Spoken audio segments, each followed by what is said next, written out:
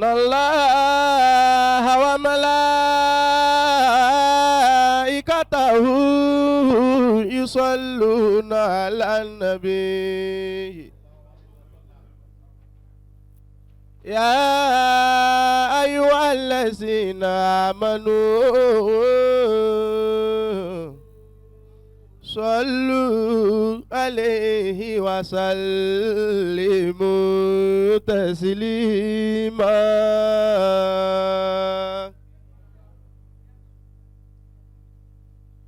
وما محمد إلا رسول قد خلت من قبله الرسل أفإما قتل انقلبتم على أعقابكم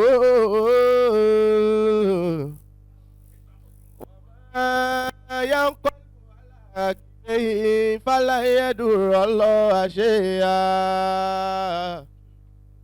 فلا يضر الله شيئا فسيجزي الله شاكرين ما كان محمد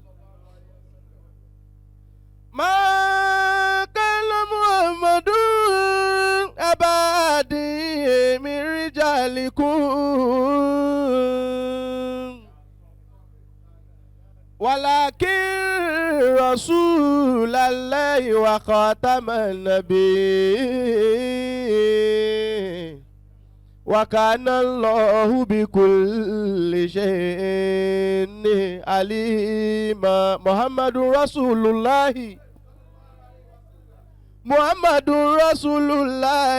والذين معه أشداء على الكفار رحماء بينهم تراهم ركعا سجدا يبتغون فضلا من الله ورضوانا سيماهم في وجوههم من أثر السجود ذلك مثلهم في التوراة ومثلهم في الإنجيل كزرع أخرج شطأه فآزره فاستغلظ فاستوى على سوقه يعجب الزراع ليغيظ بهم الكفار وعد الله الذين آمنوا وعملوا الصالحات منه مغفرة وأجرا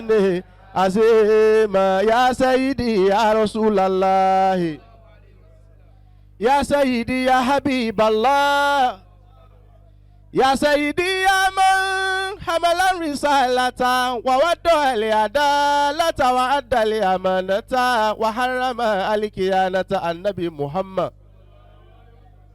السلام عليك يوم بدر السلام عليك يوم أحد السلام عليك يوم تزوجت بخديجة بنت خويلد يا سيدي يا رسول الله يا سيدي يا حبيب الله يا سيدي يا صفي الله gbogbo apáta ọlá nàbì gbogbo wa ń jẹ wà lẹ́la ẹnìkankan jẹ ẹni tó bá nígbàgbọ́ pé ọlá nàbì lòun jẹ kó bá ń sọ pé yá Sayyidi ya Rasulullah bá ń juwọ́ sàn nàbì yá Sayyidi ya Rasul. ẹni tó bá nígbàgbọ́ pé ọlá nàbì lòun jẹsẹ́ kó tó bá ń lẹ́lẹ́kejì pé yá Sayyidi ya Rasulullah ẹ bá ń sọ bẹ́ẹ̀ yá Sayyidi ya Rasulallah Maulaya Salli wa Sallim Daimani abada ala habibika khairil khalqi kulli Maulaya Salli wa Sallim Amin daimani abada ala habibika khairil khalqi kulli Maulaya Salli wa Sallim دائما أبدا على حبيبك خير الخلق كلهم مولاي صل وسلم عليه دائما أبدا على حبيبك خير الخلق كلهم. آمين. ظلمت سنة من أحيا سلام إله Anishita kodama udu ami warami washadami sagabe ahasha watowa tahatali jarati kashiha mutirafali adami Maulaya salli wa sallim amida imani abada ala habibika khairil khalqi kullihim. Amin. Warawadati ulijibalu shumu mizabi anafusihi faroha ayama shamami wakadati sudau fi adoruratuhu inna doruratala tadu alali zomi Maulaya salli wa sallim daimani abada ala habibika khairil khalqi kullihim. Wa kayfa tad'u ila dunya daruratu man law tukuraji dunya minal adami Muhammadu sayyidul kauneni wa sakoli Fikoini mi obi wa mini Ami Maulaya salli wa sallim daimani abada ala habibika khairil khalqi kullihim. Nabiyul amiru naif alado aballa fi qawlila minhu wala nami wali habibul lazi turja shafatu likulli hawli minali ahwali muguta Ami Maulaya salli wa sallim daimani abada ala habibika khairil khalqi kullihim. Amin. Da'ilallahi fal mustamusikuna bi amle ghairi mufasimi faqal nabiyuna fi khalqi wa fi khuluqi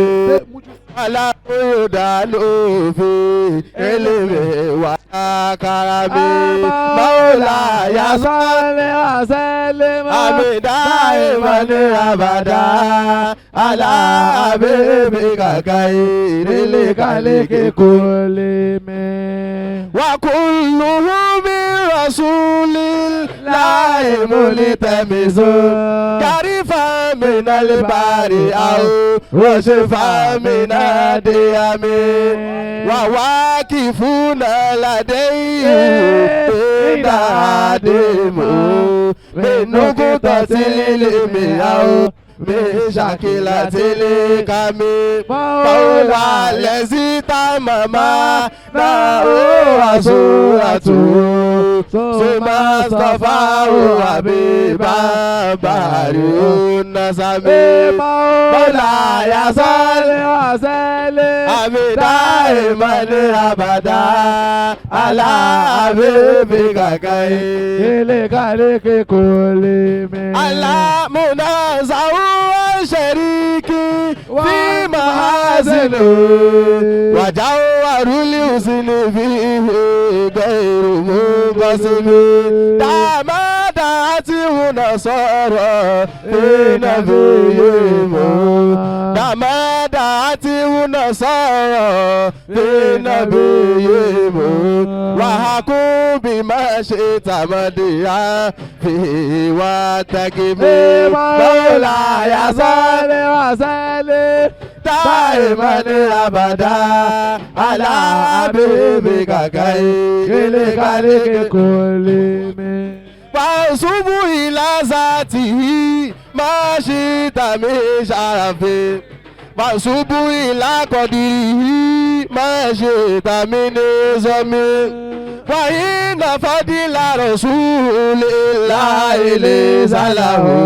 حد فيرب عنه ناتق بفمه مولاي صل وسلم دائما ابدا على حبيبك خير كل الله فمبلغ العلم فيه أنه بشر فمبلغ العلم فيه أنه بشر فمبلغ العلم فيه أنه بشر وأنه خير خلق لا كل ويأتى رسل الكرام بها فإنما تعصلت من نوره بهم مولاي صل وسلم دائما أبدا على حبيبك خير كل فإنه شمس فضل وكواكبها فإنه شمس فضل وكواكبها يزهرن أنوارها للناس في ظلام أكرم بكالك نبي زانه كلكم بالحسن مشتمل بالبشر منتسم مولاي صل وسلم دائما ابدا على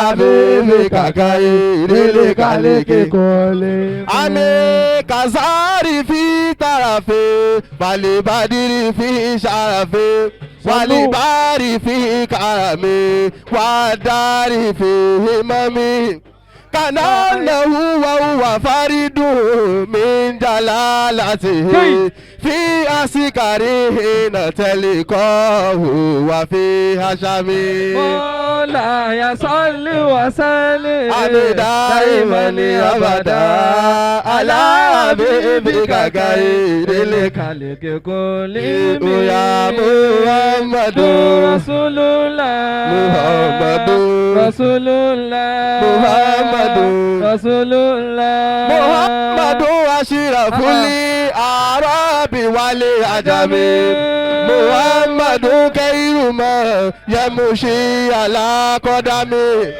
محمد باسط المعروف جامعه محمد صاحب الإحسان والكرم محمد صل وسلم محمد رسول الله رسول الله محمد رسول الله محمد تاج رسل الله قاتبتا محمد صادق كل أكوال والكلم محمد ثابت لي ميثاق حافظ محمد طيب لي أكلاك والشيام محمد رسول الله محمد رسول الله محمد رسول الله محمد رويتي نور تينته محمد لم يزل نورا من الكدام محمد حاكم بالعدل ذو شافي محمد معدن الإنعام والإكرام محمد محمد محمد خير خلق الله من مدري Muhammadu khairu rusulillahi kullihim. Muhammadu dinuhu hakuna dinu bi. Muhammadu mujmilani hakon ala alami. Muhammadu Rasulullah. Muhammadu Zinatu dunya wa bajatuha. Muhammadu kashiful gumati wa zulami. Muhammadu sayyidu tobati manakibuhu. Muhammadu zagawu ramanu bin ami. Muhammadu Rasulullah.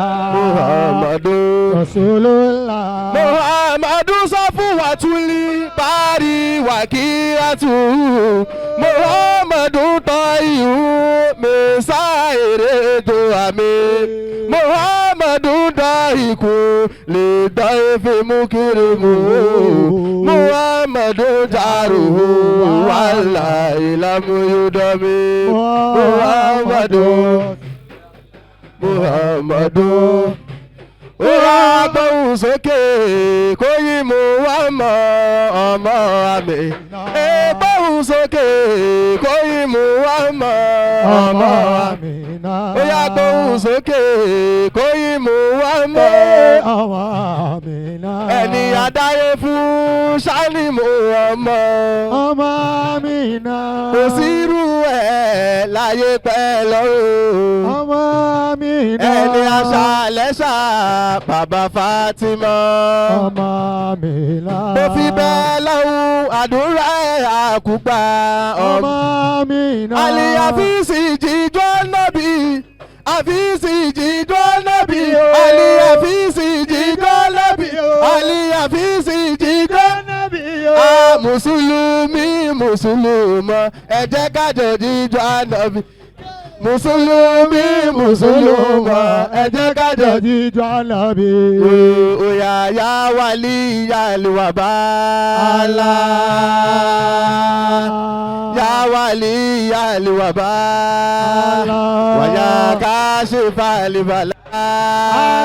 Waya dafi aliwaba isifu wana libala. Bija isayidil wara ami ya wali ya luwaba waya kashifa libala waya dafi aliwaba isifu wana libala.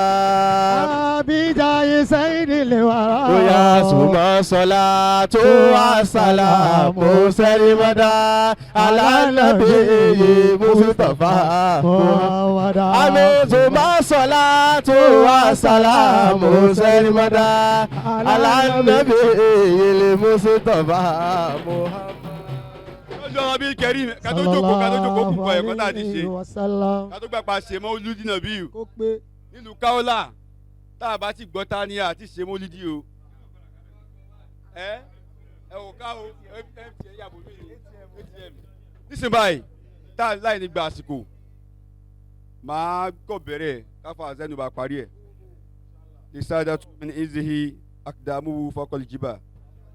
إن لم أكن من أفعلي بأبي الوجه فبجاهه وبعزه عائشة الآية وختم لنا بالخيرية ملا لنا رب السوء. اللهم صل على سيدنا منفعات الماء وقال كاتب الماء سبق الناس لأقبلك والآدي إلى صراط المستقيم وعلى آله حق قدره من أهل هذه ثانية ربه بمدعتي شفيه بالماتك البديع أبقي بها محمدي ثانية ربي بمدعتي شفيه بالماتك البديع أبقي بها محمدي. ألم بشار المولد لنا بالمعتدي أصل الأصول سيدي حبيبنا المبجل ثانية ربي بمديات شفيع بالماسك البديع أبقي بها مأملي.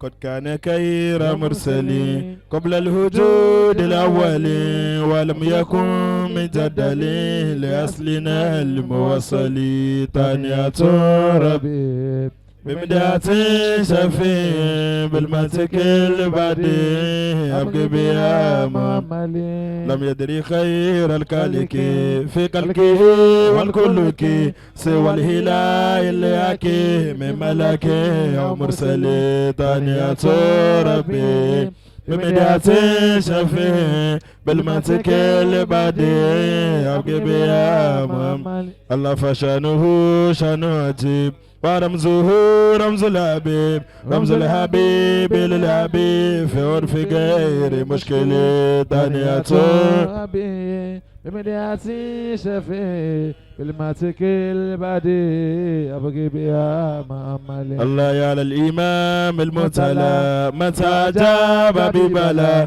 لولا هدى ما مشكلة لعزم ما قد ينجلي تانية ربي بمدياتي شفي بالماتك البدي أبقي بها مأملي الله لولا الحبيب والمرتضى من إلا ما زيرتضى ودينه الذي ارتضى إلهه في الأزل تانية ربي بمديات شفي بالمنطق البدي أبقي بها على بشار المولد ذكرنا بالمعتدي أصل الوصول سيدي حبيبنا المبجل الله أعلم بشار وشوى النبي ذكرنا بالمعتدي أصل الوصول سيدي حبيبنا المبجل الله أعلم به إذ هملا أعلم به إذ نزل مفاكما مبجلا قد فاقه لا رسول الله أعلم بشار المولد النبي ذكرنا بالمعتدي أصل الوصول سيدي حبيبنا مبادل الله أعلم به إن تلا سبع المثاني مسجلا ونور تحصل من مجده المختلف الله أعلم بشار المولد النبي ذكرنا بالمعتدي أصل الوصول سيدي حبيبنا مبادل الله أعلم به من فضله مفضل وواصل موصل وكامل والناسك رمكمل الله أعلم بشار المولد النبي ذكرنا بالمعتدي أصل الوصول سيدي حبيبنا الله أعلم به من عبدي مجاهدي وشاهدي قاتل كل عبدي للحكمة ما ينجلي الله أعلم بشار المولد النبي ذكرنا بالمعتدي أصل الوصول سيدي حبيبنا الله أعلم به إذ جاءنا من بدافع ما لنا بمدل قد سعنا بل كل شيء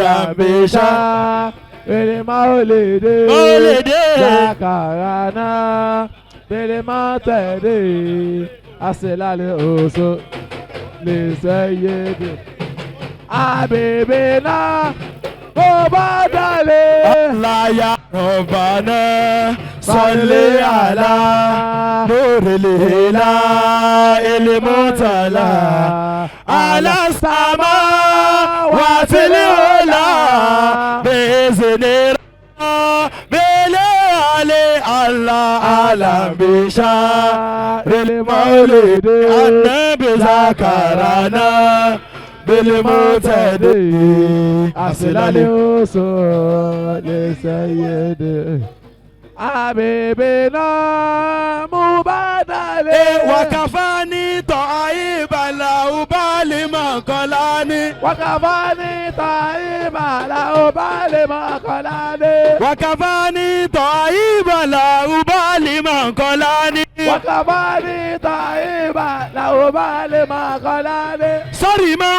وصل لقواني وتنزل ذكرى الأغاني وكفاني طيبا لا أبالي ما قلاني ورمي بالبيد لساني وصل مكة مديناني وكفاني طيبا لا أبالي ما قلاني ولملاهي مغالي أو مبا وكفاني طيبا لا أبالي ما قلاني وكفاني طيبا لا أبالي ما قلاني وكفاني طيبا لا أبالي ما قلاني وكفاني طيبا لا أبالي ما قلاني وكفاني طيبا لا أبالي ما قلاني طيبا لا أبالي من قلاني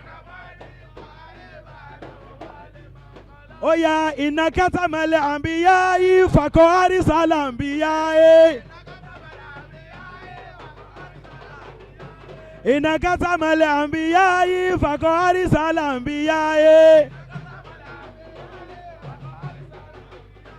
baru sirri wa sana'i shamsu rushdi wa tida'i innaka tamal anbiya'i faqari salam biya'i